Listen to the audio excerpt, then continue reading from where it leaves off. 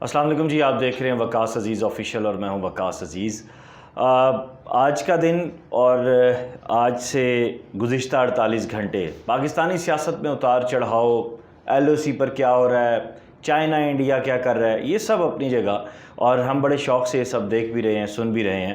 لیکن لاہور گجرپورہ میں ایک خاتون کے ساتھ جو زیادتی کا واقعہ ہوا اور ظلم کی انتہا، شاید ہلاکو خان اور چنگیز خان کے جو فوجیں تھیں ان کے ہاں کبھی اس طرح کا معاملہ دیکھنے میں آتا ہو۔ تاریخ بے شمار ایسے واقعات سے بھری ہوئی ہے، لیکن میں نے کبھی بھی یہ سوچا نہیں تھا کہ میں اپنی زندگی میں کبھی اس طرح کا کوئی واقعہ اسلامی جمہوریہ پاکستان میں دیکھ سکوں گا، سن سکوں گا کہ ایک خاتون کو اس کے بچوں کے سامنے ریپ کا نشانہ بنایا گیا ہے۔ اس سے پہلے ابھی کل ہی یہ خبر ملی تھی کہ قومی اسمبلی میں بل پاس ہو گیا ہے کہ بچوں کے ساتھ ریپ کرنے والے شخص کو سزائے موت دی جائے گی۔ ابھی ذہن نے تھوڑی سی ایک سکون کی کروٹ لی تھی، کہیں ذہن میں یہ گمان پیدا ہونا شروع ہوا تھا کہ زینب قتل کیس کے حوالے سے زینب بل جو ہے وہ اب اسلام آباد اور جو اس کے ایک مخصوص علاقہ ہے اس سے ہٹ کر یہ ایک بڑی بات سامنے آ گئی ہے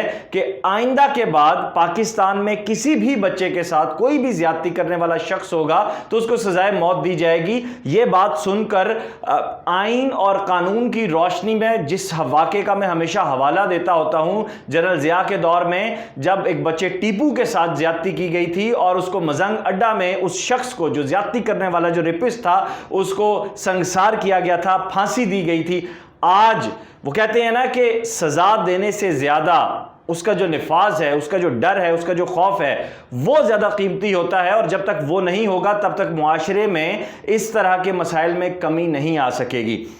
پاکستانی میڈیا اس بات کو ہائی لائٹ کر رہا تھا، ایک اچھا سٹیپ تھا نیشنل اسمبلی کا، لیکن اسی رات کو کیا ہوتا ہے کہ ایک ایسا واقعہ کر دیا جاتا ہے جس کے بعد آپ کا تمام جو اسٹیبلشمنٹ ہے، جس میں سول ملٹری دونوں بیوروکریسی آپ کی شامل ہیں، اس کے ساتھ آپ کے قانون نافذ کرنے والے تمام ادارے، اور یعنی وہ کہتے ہیں نا سر تپا ہل کر رہ جانا کہ یہ کیا ہو رہا ہے۔ کیا آپ نے یہ سوچنے کی کوشش کی؟ کیا یہ جاننے کی کوشش کی؟ مجھے پتا ہے کہ مظاہرے شروع ہو جائیں گے، ابھی پلے کارڈز اٹھائیں گے، بات شروع ہو جائے گی میرا جسم میری مرضی، بات شروع ہو جائے گی عورت کے حقوق کے حوالے سے، بات شروع ہو جائے گی کہ فوراً جناب آپ عورتوں کے جو تمام تر حقوق ہیں، دیکھیں کتنا زیادہ ظلم ہو رہا ہے پاکستان میں، ایک خاتون تنہا بچوں کے ساتھ سفر نہیں کر سکتی، عورت اتنی غیر محفوظ ہے۔ اس طرح کی آوازیں اٹھنا شروع ہو بھی چکی ہیں اور اٹھیں گی بھی مزید۔ لیکن اس کے ساتھ ساتھ میں دوسری طرف یہ بھی بات کر دوں، میں اپنے ویلاگز میں یہ بھی بات پہلے کئی دفعہ کہہ چکا ہوں کہ جب تک پاکستان میں آپ گھر گھر میں پروسٹیٹیوشن کی بات کرتے ہیں اور ان مسائل کو اور ان چیزوں کو دیکھنے کی کوشش کرتے ہیں، آپ نے اپنے ہاں جب تک ریڈ لائٹ ایریے کو دوبارہ انہی جو اس کے ایریاز ہیں ان میں ری اوپن نہیں کریں گے، تب تک ایسے معاشرے میں واقعات بتدریج بڑھتے جائیں گے۔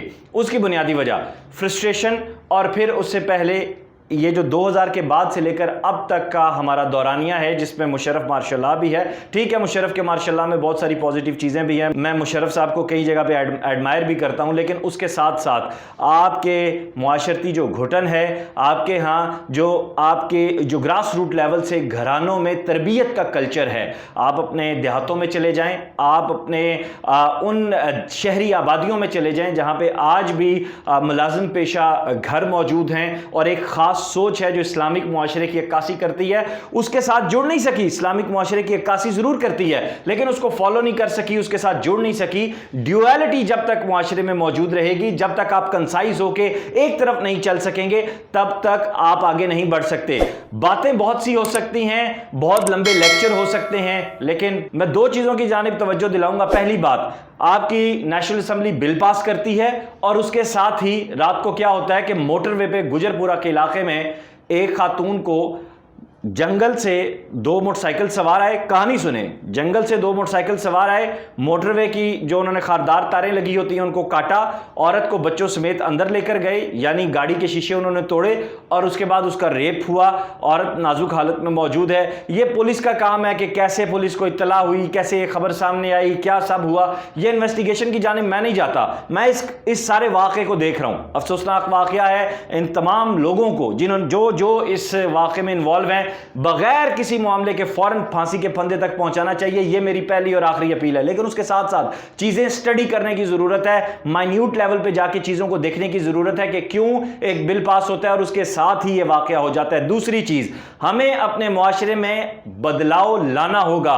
روشن فکر, روشن خیالی اپنی جگہ, لیکن جو معاشرتی قدریں اور تہذیبیں ہیں ان کو بھی فالو کرنا ہوگا. ہم نہ صحیح مسلمان بن سکے, ہم نہ صحیح پاکستانی بن سکے, نہ ہم صحیح انسان بن سکے. ڈاکو تھے, آپ نقدی لوٹ لیتے, آپ موبائل لوٹ لیتے, آپ سونا زیور لے جاتے.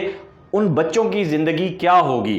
ثانیہ ساہیوال ہوتا ہے, بچوں کے سامنے ماں باپ کو بھون کے رکھ دیا جاتا ہے. زینب واقعہ ہوتا ہے, ایک بچی کی لاش جو ہے کچرے کے ڈھیر پہ پڑی رہتی ہے. اے پی ایس پشاور ہوتا ہے, ان گنت بچوں کی لاشیں ماں باپ اور ان کے بہن بھائی اٹھا کر لے کر جاتے ہیں. کب تک ہم اپنے آنے والی نسلوں کے ذہنوں میں خوف اور تشدد بھرتے رہیں گے؟ یہ سوچنے کا کام کس کا ہے؟